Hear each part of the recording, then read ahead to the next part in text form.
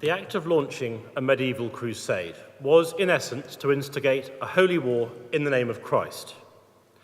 Consequently, a participant conducting such a war was deemed by contemporaries not merely to be acting in an acceptable manner in the eyes of God, that would be a just war, but rather to be directly conducting God's express will, implementing part of God's broader vision for mankind. In the 11th century, so great was the Church's conviction that God willed it, that's the Crusaders' battle cry, that the Church was prepared to offer a full indulgence to those who took part, thereby removing any need for penance on all confessed sins, however severe. Admittedly, when the papacy launched the First Crusade through Pope Urban II, this was not the first occasion when the Church had been prepared to offer its spiritual endorsement for holy wars. Previous campaigns in the Iberian Peninsula had been described in this way. So too had a previous attempt to dispatch an army to the east in 1074, in this case to fend off the advancing Turks who posed a threat to the Byzantine Empire, the idea being that the 1074 campaign would then push on to Jerusalem. The 1074 campaign never actually took place. Its existence was solely confined to a flurry of correspondence dispatched by Pope Gregory VII. Nevertheless, it reflects a willingness prior to the First Crusade to endorse the idea of holy war. Now, reflecting on these points alone without any further context, crusading stands out as an astonishing Christian activity. Christianity is by no means the only religion to develop a theology of holy war. In fact, many of the world's religions support notions of holy war, albeit in different contexts and within different systems of thought. Nevertheless, the fact that during the medieval period, the worldly representatives of the God of love, peacemaking, and turning the other cheek came to believe that Christians were permitted to conduct wide-scale lethal violence in the name of their faith has aroused centuries of debate and discussion among scholars from a huge range of traditions. The most obvious question to ask, therefore, concerns the issue of contemporary legitimation. How could contemporaries justify the idea of crusading to their own satisfaction? It's not the purpose of this paper to address this particular issue in detail, but it is important perhaps to review the main arguments advanced by contemporaries to provide a bedrock for my subsequent discussion. The basic arguments run as follows. Firstly, it needs to be pointed out that during the launch of the First Crusade, Pope Urban was addressing a highly militarized society. He himself was the son of a knightly Frankish family, which had been under attack on almost all its external frontiers for almost 3 centuries. In this environment, any doubts concerning the acceptability of lethal violence, particularly in defensive contexts, had long been removed. Secondly, Christendom at this time looked back at ancient Rome as its glittering forebear and role model. Now, by the 5th century, Christian Rome had long made its peace with the idea of Christian warfare, and it was not difficult, therefore, for their Christian medieval successors to follow in their predecessors' slipstream and to lift ideas concerning Christian warfare directly from late classical church writers such as Orosius and, of course, most famously, Augustine. Thirdly, biblical authority was sought by contemporaries in the books of the Old Testament to a far greater extent than the New Testament, with the advocates of crusading warfare drawing upon figures such as Joshua, Gideon, and King David for their prototypes for crusading. This connection was so pronounced that in a vernacular German gloss on the book of Exodus, written shortly after the First Crusade, distinctively crusading vocabulary was employed in the narration of these ancient events, most strikingly terms such as militia Dei, or God's army, or militia of God. This only built upon the idea, sponsored by the First Crusade's chroniclers, that in reconquering Jerusalem, they had just reenacted a second Exodus, a second journey to the Promised Land. The New Testament naturally posed greater interpretational problems for the Crusade's advocates, and for the most part, they tended to employ the teaching of Jesus to embroider other secondary characteristics. demanded of crusaders, such as self-sacrifice, loyalty, perseverance, etc., rather than using it head-on to deal with the issue of killing. Having said this, there was one very illuminating attempt made by Bernard of Clairvaux, the famous head of the Cistercian order, which did seek to use the New Testament to this end. He drew upon Luke 3, which recounts John the Baptist's preaching, and in verse 14, the question posed by a group of soldiers concerning how they could act justly in God's sight, given their vocation. John's response was to tell them not to extort money, but to be content with their pay. For Bernard of Clairvaux, through an impressive feat of theological gymnastics, this was tantamount to an authorization of violence. His point being that John the Baptist didn't tell the soldiers that their fundamental vocation, which implies lethal violence, was wrong, but rather focused on a different issue. On these grounds, so Bernard argued, John must have been in favour of warfare conducted by the faithful. Make of that what you will. These examples have been supplied to provide context and background, a first stage, if you like, for the main purpose of this paper, which is to explore how the Crusader and Crusading fitted within the papacy's world view and the medieval church's explicit and sustained desire to transform the world into a living manifestation of God's kingdom. Stated differently, we're not so much looking at how the papacy justified the crusade in this paper, so much as looking at how crusading became harmonised by its proponents within the broader work of the church. This issue can be approached through a number of directions, but here I'm choosing to do it through two biblically based metaphors, both of which were much in evidence during the crusading period. The first was the contemporary notion that Christendom's warriors existed in a quasi-feudal relationship with God. In this context, Christendom was specifically deemed to be God's land, Christendom, and by extension, the territory which lay beyond its borders was in rebellion against divine authority. According to this fairly simple model, and applying the social logic of the medieval period, where knights rendered military support to their masters, it was very natural for them to conclude that they must defend and expand their divine lord's fiefs in the same way that they were beholden to those of their temporal masters. An excellent example of this thinking can be found in De Principis Instructione, written by the Third Crusade preacher Gerald of Wales. In this work, he described a dream he experienced after hearing news of the fall of Jerusalem in 1187 to the forces of Saladin. In this dream, he saw a heavenly court threatened and then overthrown by a host of enemy weapons, with the Lord of heaven being dragged from his throne.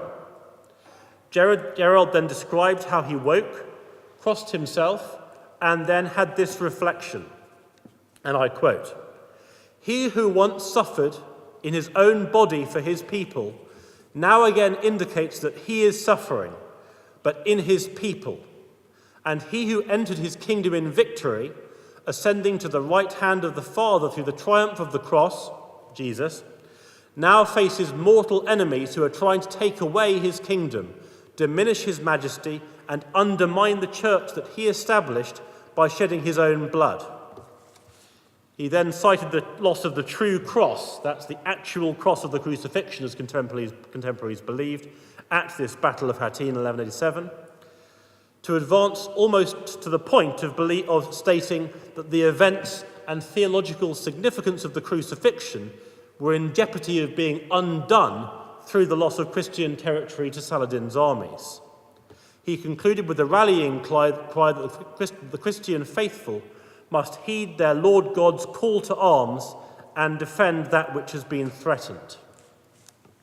Okay, so prima facie, much of Gerald's logic here, whilst rooted loosely in biblical truths concerning the crucifixion and its significance, owes far more, seemingly, to contemporary social dynamics and fears than it does to biblical exegesis. Even so, it needs to be remembered that many contemporaries accessed the Bible and its core precepts through sermons, vernacular glosses, and illuminations, which in their construction passed core biblical ideas through a strong social filter. This process can be seen very clearly in the Heliond, or Saxon Gospel. This is a book of biblical stories translated linguistically into the vernacular and translated sociologically into the early medieval mindset. And this book and its presentation of these biblical stories presented a very different type of God to the one you might expect to find in later editions of the Bible, whether in Latin or other languages. In the Saxon biblical stories, God was the feudal master of the, I quote, hill fort of heaven. His adherents were those who, like faithful feudal retainers, conducted their landlord's will. The 12 warrior disciples were described as warrior companions. Nazareth was a hill fort. Service to God was seen in the same light as service to a mighty thane. In this way, the explanation of crusading showcased by Gerald of Wales, among many others, was in its own way an exegesis drawing not on the literal Bible per se, but on redactions produced by those who sought to interpret the Bible for contemporary use. Certainly, placing the crusade within this kind of construct rendered it instantly recognisable to Christendom's knights, and their appreciation of this idea is manifested in some of the contemporary vernacular songs which circulated during crusading campaigns. To give you an example, during the Second Crusade, one troubadour opened his song with, and I quote, "Knights, you are in very good hands now that God has called upon your help against the Turks and Almoravids who have done him such dishonour. They have wrongfully snatched God's fiefs. Our sorrow at this indeed should be great, since it was there that God was first offered service and acknowledged as Lord." This then was one of the metaphors used to place the crusade within the broader mission of the church. God, the feudal lord, Christians, his tenants, Christendom, his land. There was, however, a second, vastly more complex metaphor employed by churchmen particularly, including many popes, throughout the medieval period. This metaphor hinged on the idea of Christendom being represented as a vineyard. This kind of analogy can be found in both the Old and New Testaments. For example, the land of Israel was typically presented in this way. The scriptural idea of the Lord's vineyard, however, was perhaps most famously associated in the medieval period with the parable of the workers in the vineyard, found in Matthew 20, where the various workers who laboured in the vineyard for different lengths of time all received the same reward. And this is typically understood to mean that Christians can receive salvation irrespective of when in their lives they made a commitment to turn to Christ. In the medieval period, the idea of the vineyard became a massively embroidered macro-metaphor for Christendom as a whole, employed for a vast range of purposes, including the Crusades. For example, the workers in the vineyard were typically understood as the priests and faithful who laboured to cultivate the vines and trees, who should be understood as the populace. Their pastoral ministrations and guidance were the water and sustenance they offered to the vines in their care. The flowers on the vine and their fruit were the good works and faith they demonstrated. It should be pointed out that this metaphor long predated the Crusades, being found in many earlier works.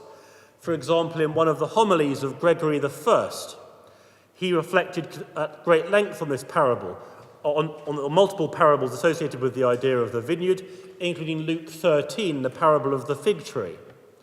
In this parable, a man planted a fig tree in his vineyard, but when he came back to it, he found no fruit. He then told the worker in the vineyard to cut the fig tree, but the worker persuaded him to desist, promising him he would cultivate it properly. Gregory interpreted the scriptural passage as follows, and I quote, "What does the man who looked after the fig tree represent? but the order of those who oversee the church. While they preside over it, they are showing care for the Lord's vineyard. The Apostle Peter was the first to look after this vineyard. I, unworthy as I am, follow him insofar as I exert myself to convey instruction to you, to intercede for you, and to reproach you. This way of conceptualizing Christendom feels much more biblically based than the above-mentioned feudal metaphor. And yet, it should be noted that it fully complies with the earlier analogy I've given, in that it maintains the notion of Christendom and Christianity as being coterminous with the geographical frontiers of Western Europe, Western Christendom. So, moving on to the Crusades, this analogy became embroidered over time. Matthew 21 reports that the vineyard described in his parable possessed a watchtower to guard over it. For the advocates of crusading, this watchtower metaphorically became the serried ranks of crusaders and military orders brethren, Templars, Hospitallers, etc., who protected Christendom's perimeter against external enemies. Likewise, Isaiah 5:5 describes the Lord's vineyard as possessing a wall or hedge. This too became a potent idea associated with crusading, and Peter the Venerable, Abbot of Cluny, described the Templars in 1150 as a wall for the house of Israel, citing Ezekiel 13:5.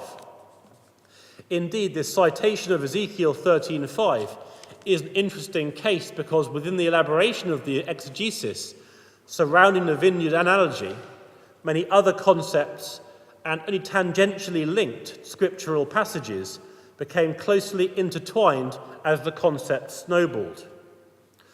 A further development was the association of enemies within the vineyard analogy. In the Song of Solomon 2:15, there is a reference to the command, "Take from us the foxes, the little foxes that spoil the vines, for our vines have tender grapes." Likewise, Isaiah 27:4 offers the idea of wild thorns imperiling vines, and in Psalm 60, boars were presented as a danger. These enemies were then mapped onto the Crusades, and a particularly prominent example of this can be seen in Vinium Domini, issued by Innocent III in 1213, calling the Fourth Lateran Council. He wrote, and I quote, "Beasts of many kinds are attempting to destroy the vineyard of the Lord of Sabaoth, and their onset has so far succeeded against it that over no small area thorns have sprung up instead of vines, and we, with grief, report the vines themselves are being infected and diseased, and instead of the grape, they are bringing forth the wild grape." That's Isaiah 6:4. "Therefore we invoke the testimony of him who is the faithful witness of the heavens, that of all the desires of our hearts we long chiefly for two things in this life, namely, that we may work successfully to recover the Holy Land and to reform the universal church, both of which call for attention so immediate as to preclude further apathy or delay." This document played its part subsequently in the launch of the Fifth Crusade, which was very evidently conceptualized as the mission that would seek to replant the land overtaken by thorns with newly planted vines, conceptually speaking. In this way, the vineyard analogy was employed to reinforce the idea of territorial advance and loss. This same concept, which can perhaps be labelled as the territorial vineyard, can be found, albeit in reverse, in the rather more militarily successful campaigns, crusades, launched against the pagan tribes in Prussia and Livonia and the Baltic region as a whole. Writing in the 13th century, a protagonist in these campaigns, a priest called Henry of Livonia, a great enthusiast of the vineyard analogy, proudly claimed that he and his fellow soldiers were labouring to clear away the thorns and briars in these new territories so as to establish, and I quote, "a new plantation of vines," code for a new Christian frontier state. Here, therefore, the concept of territorial growth had been rolled into the broader vineyard metaphor, seeking by doing so to legitimize and harmonize the Baltic Crusade within the broader mission of the medieval church. It is especially interesting in this particular example that Henry of Livonia was writing, drawing upon language used by Pope Innocent III himself, as well as many previous popes and papal envoys, to support the crusade. Henry clearly wanted to explain the crusade back to the church using the same exegesis and ideas which they had used to launch it.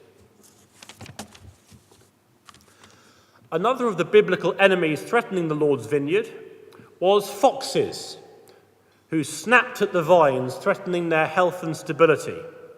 These foxes were pressed into service as imagery for the anti-heresy crusades, which took place in southern France, and which so characterized the crusading movement during the early decades of the 13th century. For example, when Pope Innocent III wrote to Arnold Almeric, papal legate and one of the leaders of the crusading movement against the heretics in southern France, he wrote, "Since now in the south of France the little foxes have been captured, which are destroying the vineyard of the Lord of hosts, which have been infected by the virus of heretical wickedness and oppressed by military devastation, the business of faith has sufficiently prospered through the grace of God," etc., etc.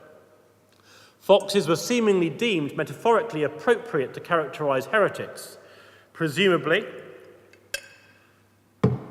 because within the Bible, and unlike the beasts and thorns along the perimeter, foxes are presented as an internal enemy in close proximity to the vines and able to access them without having to fight their way past the vineyard's metaphorical watchtower or wall.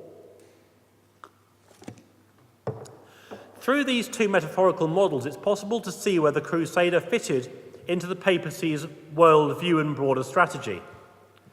Nevertheless, this can be taken further, and it's possible to identify with greater precision the role and purpose of crusaders and crusading by focusing on the long-term exegetical development of several key biblical verses and concepts.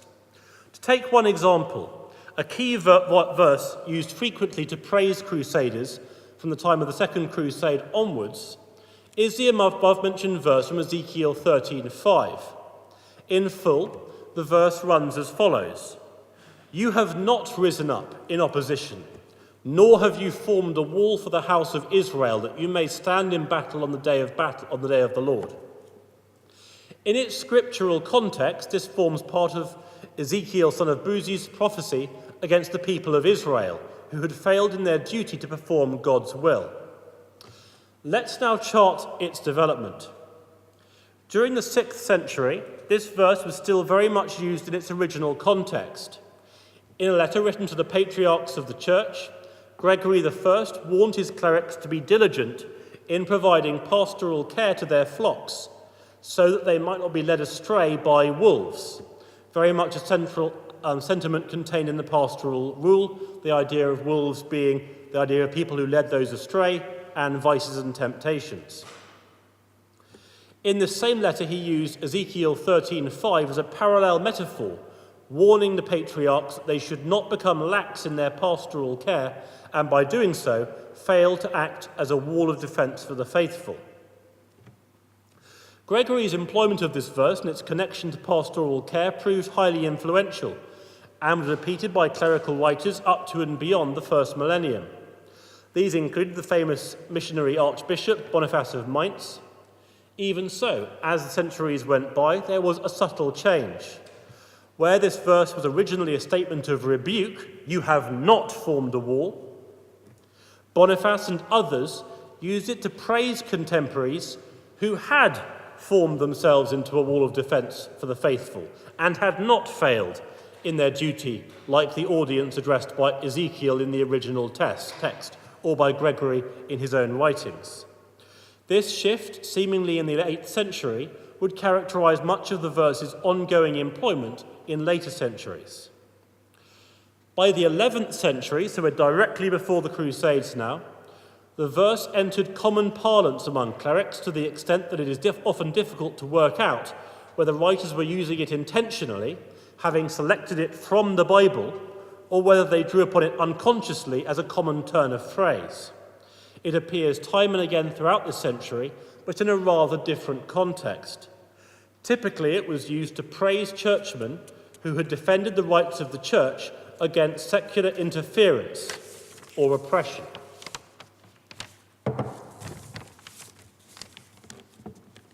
Consequently, tens of doughty churchmen who risked life or reputation to resist their secular masters were celebrated with reference to this verse.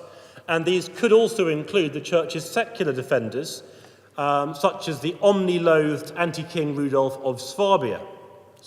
Omni-loathed Henry IV of Germany and the papacy's defender, Rudolf of Swabia.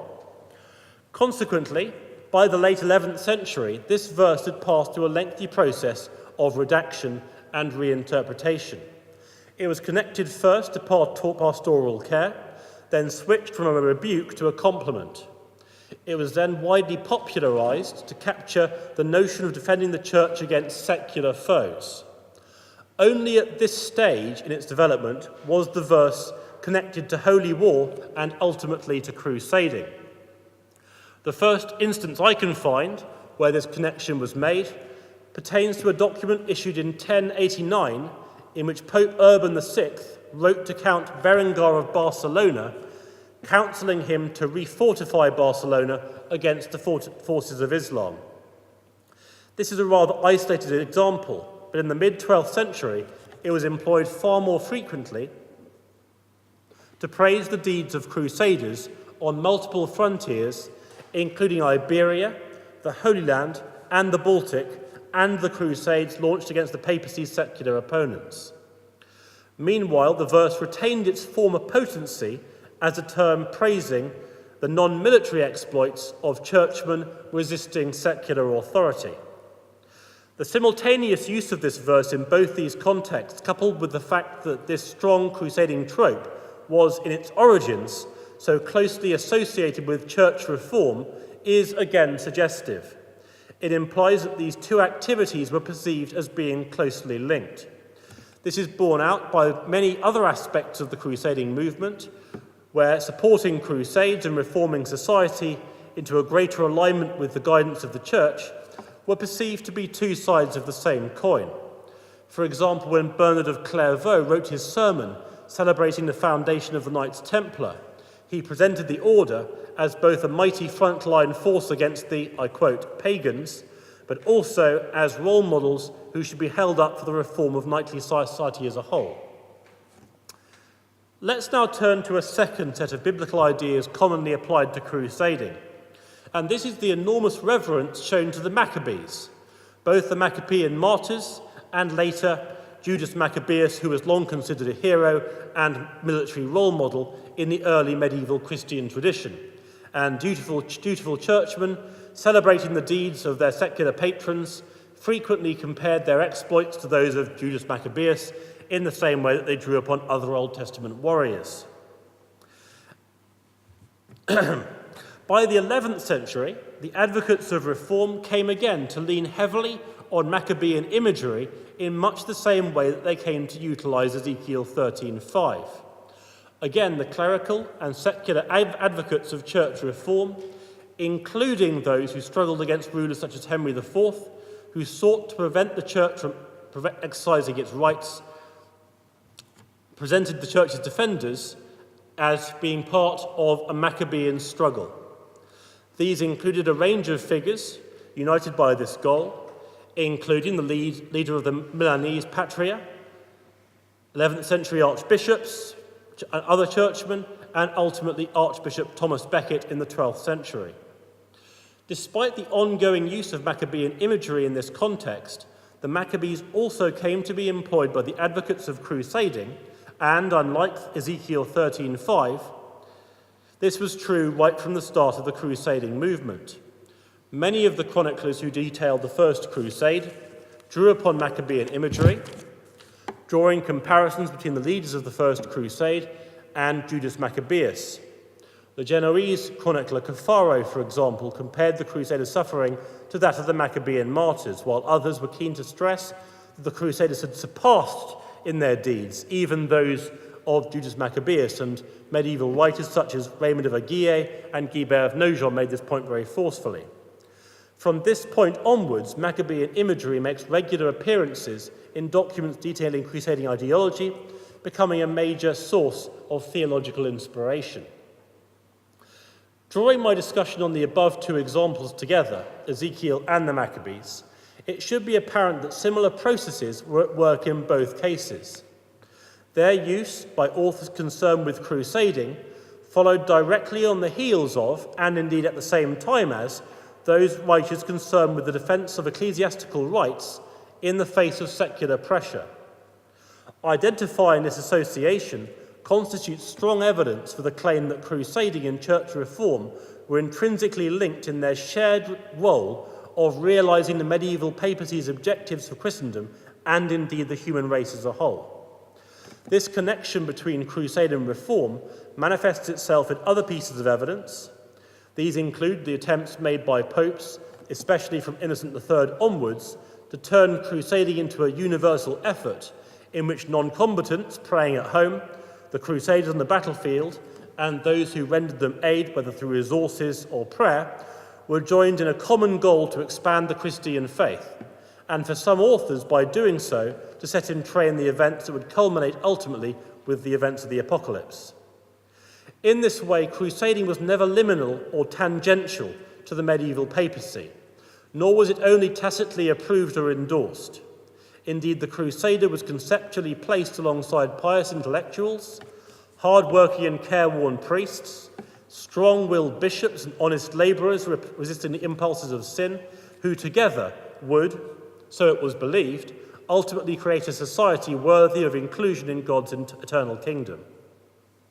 To conclude, this paper has sought to use such macro-biblical metaphors to show their utility as evidence for scholars seeking to understand both the medieval mentality and also the perceived connections between different kinds of church-led activity, which would otherwise seem to be almost wholly distinct. Biblical imagery in the medieval period is so prolific in the sources that it represents a second coded language underlying the explicit wording of the text. Biblical verses or expressions communicated their own meanings, which can only be understood once their long-term exegetical traditions are thoroughly understood. As such, the route to our understanding of the medieval mindset is rooted ultimately in our ability to grasp their perception of and inspiration by Scripture. Thank you.